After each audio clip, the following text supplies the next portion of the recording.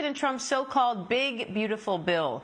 Those changes to Medicaid, tax cuts, and the debt limit could set up a potential clash with House Republicans.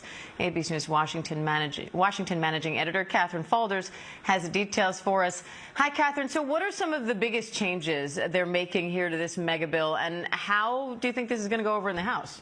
Yeah, it's a good question. And as you note, it does set up a potential clash with the House and also with the White House. There are a bunch of changes here. For example, the Senate version makes tax cuts permanent, whereas if you look at the House version, that sunsets them. You're also dealing with differences in the Senate as it relates to changes to the provider tax Medicaid provisions. That drops that percentage from 6 to 3.5%.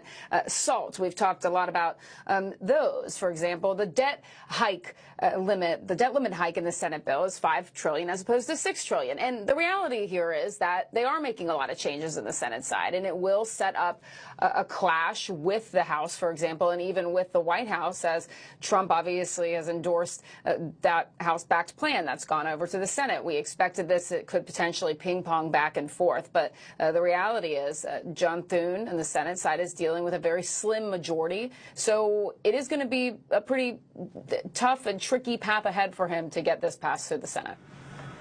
And Majority Leader John Thune could only afford to lose 3 Republican senators to get this bill passed. How much support does this version have?